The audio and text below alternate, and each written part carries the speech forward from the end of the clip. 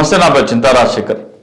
జనవరి 2వ తారీఖు నాడు ముద్రగడ పద్మనాభం గారు వైసీపీలో చేరబోతున్నారని చెప్పేసి ఊహాగానాలు వస్తున్న నేపథ్యంలో ఆయన ప్రభావం ఏమరకు ఉంటుందంటే, ఆయన పార్టీలో చేరినా చేరకపోయినా పవన్ కళ్యాణ్ మీద అయితే కాపు ఓటు పవన్ కళ్యాణ్ మీద చాలా వ్యతిరేకత ఉంది. ముద్రగడ పద్మనాభం గారు పార్టీలో చేరిన తర్వాత వైసీపీకి కొద్దిగా కాపు ఓటు స్ట్రెంగ్తన్ అయ్యే అవకాశం ఉంది. ఎందుకంటే కాపులలో కనీసం విచక్షణ, వివేకం, విజ్ఞత ఉన్న కాపులలో పవన్ కళ్యాణ్ తన నమ్మకాన్ని కోల్పోయాడు. ముఖ్యంగా నన్ను విమర్శిస్తే, టీడీపీని విమర్శిస్తే వైసీపీకి ఓటు అంటాడు. 10 సంవత్సరాలు టీడీపీకి ఇంకా పొత్తులో ఉండాలంటాడు. అలాగే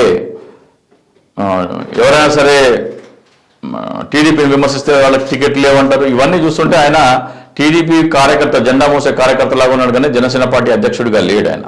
కాబట్టి ఆల్రెడీ ఆయన చాలా గణనీయమైన ఓటు కోల్పోయినాడు.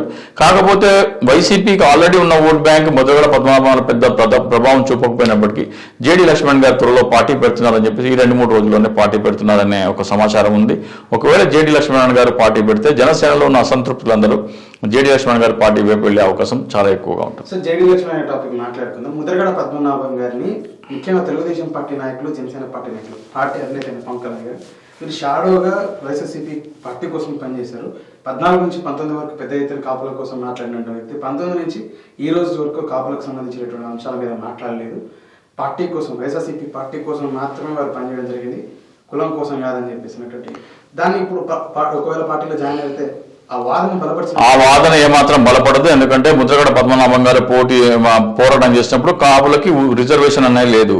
కానీ ఈ రోజున ఓసీ కులాల్లో ఉన్న పేదవాళ్ళందరికీ రిజర్వేషన్ ఉంది, 10% రిజర్వేషన్ ఉంది. కాబట్టి ఆ రిజర్వేషన్ అంశం అనేది అది చచ్చిపోయింది. ఇంకా పార్టీ కులాల పరంగా రిజర్వేషన్ కాపులకి నాకు తెలిసి భారతదేశంలో కాపులకే కాదు ఏ కులాలకు వచ్చే అవకాశం లేదు. ఎందుకంటే ఓసీలో ఉన్న పేదలందరికీ రిజర్వేషన్ వర్తిస్తుంది. కాబట్టి ఇంకా అది దాదాపు అంశం తెరమాడుకు పడిపోయినట్టే. ఇంకా ఆ పోరాటం చేయడానికి ఏమీ లేదు ఆయన దగ్గర.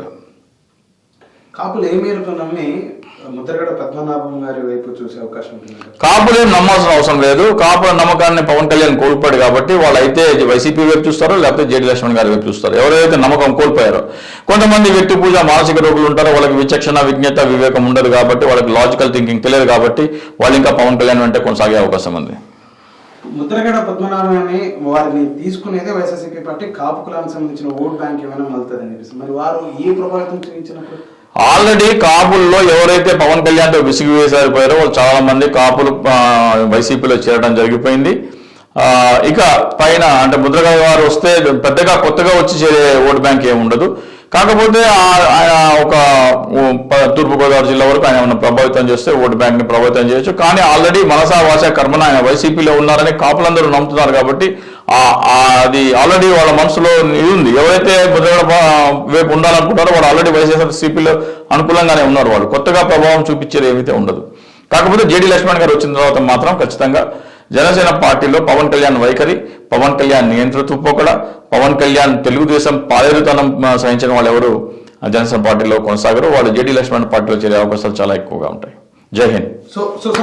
సో ముద్రగడ పద్మనాభం ఒకవేళ వైఎస్ఆర్సీపీ పార్టీలో జాయిన్ అయినా తనకు కంటెస్ట్ చేసే నియోజకవర్గానికి తప్ప మొత్తం కులం జిల్లా వరకు కొద్దిగా ప్రభావితం చేయొచ్చు. కులం ప్రభావితం అవుతుంటారా వారి చేరిక? లేదు, అంత ఇది ఉండదు. ఆల్రెడీ పవన్ కళ్యాణ్ వైఖరితో చాలా మంది విసిగిపోయారు. టీడీపీ వద్దనుకున్న వాళ్ళు ఆల్రెడీ వైసీపీలో చేరిపోయారు. ఈ చివరి నిమిషంలో చేరడం వల్ల ముద్రగడ పద్మనాభం గారు వచ్చి యాడ్ చేసే vote bank very very minimal ఉంటుంది. ఆల్రెడీ పవన్ కళ్యాణ్తో విసిగి వేసారిపోయిన అందరూ వైసీపీ వచ్చి చేరారు, కండువాలు వేసేసుకున్నారు, అయిపోయింది. జేడీ లక్ష్మీనారాయణ గారు పార్టీ అని చెప్పేసి అసలు లక్ష్మీనారాయణ గారు కాపు కులానికి సంబంధించిన వ్యక్తి అని చెప్పేసి ఆంధ్రప్రదేశ్ రాష్ట్ర ప్రజలకు చాలా వరకు తెలియదు. వారి కారణం చేత కులం ప్రభావితం అయ్యే అవకాశం ఉందని చెప్పేసి అంటా ఉన్నారు. లేదు అంటే బలిజ కులం అంటే ఆయన కూడా బలిజ కులానికి చెందిన వ్యక్తి అని పార్టీలో వచ్చినప్పుడు జనసైనికులు చాలా మంది ఆయన ఆదరించారు. కానీ ఆయన ఒక నిబద్ధత గల, నిజాయితీ గల, క్రమశిక్షణ గల నాయకుడు. ప్రజలతో మమేకం అవడానికి ఇష్టపడతారు, ప్రజలతో మాట్లాడడానికి ఇష్టపడతారు. ప్రజలంటే చీదరించుకోరు, ఏహ్యభావం లేదు. ప్రజలంటే భుజం మీద చేసి మాట్లాడే మనస్తత్వం ఉంది. కెమెరా ముందర ఒకలాగా, కెమెరా వెనకాల ఆయనకు నటించడం రాదు కాబట్టి ఆయన వ్యవహార శైలి చాలా మందిని ఆకట్టుకునే అవకాశం ఉంది. కాకపోతే ఒక ఏడాది ముందర పార్టీ పెడితే గణనీయంగా పార్టీ బలోపేతమయ్యే అవకాశం ఉండేది.